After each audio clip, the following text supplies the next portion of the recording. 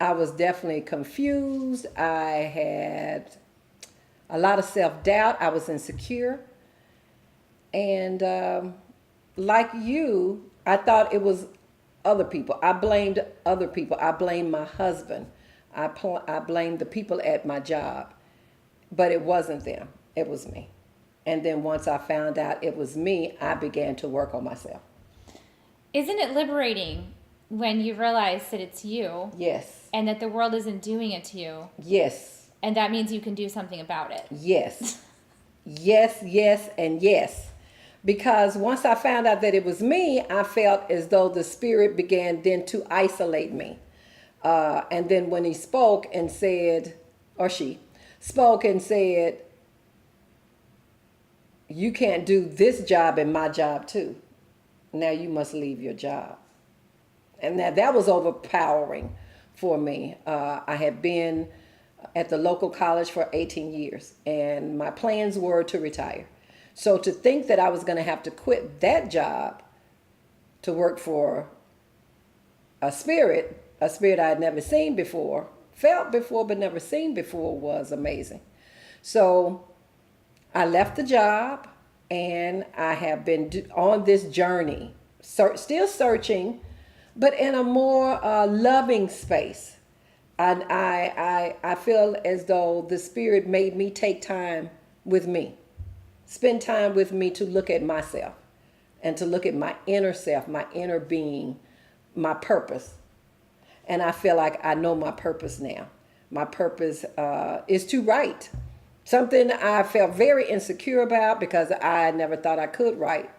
And so just knowing that I have a purpose is very freeing. To know that I can share stories about myself without any type of restraints is also freeing.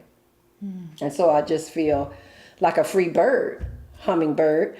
I feel just not caged in. I feel as though if you were to ask me a question, I can answer that now because I have no restrictions about who I am. I know, again, what my purpose is. I know why I'm here.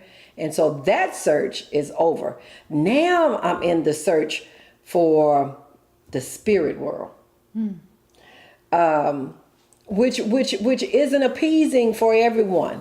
I know this video may not be for everyone, and I'm going to say that that's okay.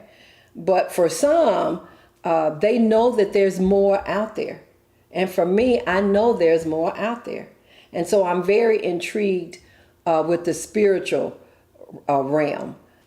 So I want to ask you a question about energy. And tell me, how are you involved in that realm, in that space? So I started in energy healing because I had a healing. So I told you that I had a crisis in my life, and then I finally realized it was me. And I set out for a teacher, and I found one right away because, of course, that's how it works. When you're ready, the teacher appears. And my first teacher was a shamanic teacher, taught me the basics of how to open to the experience of living on earth. Okay, so wait, I'm not going to act like I know what shamanic is. I don't know. So what is shamanic? So shamanic means experiential spirituality that is earth-based.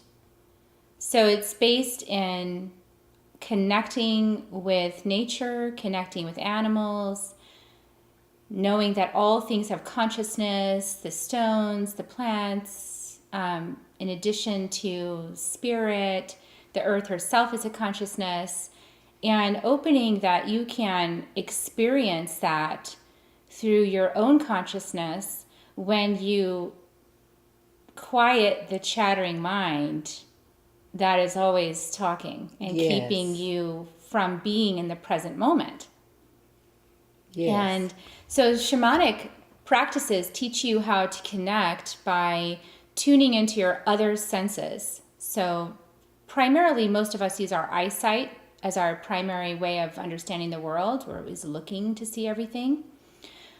When you shut that primary sense off, you open a whole world of information for yourself. You open to experience things in a new way that is outside of your belief system about how you think the world is.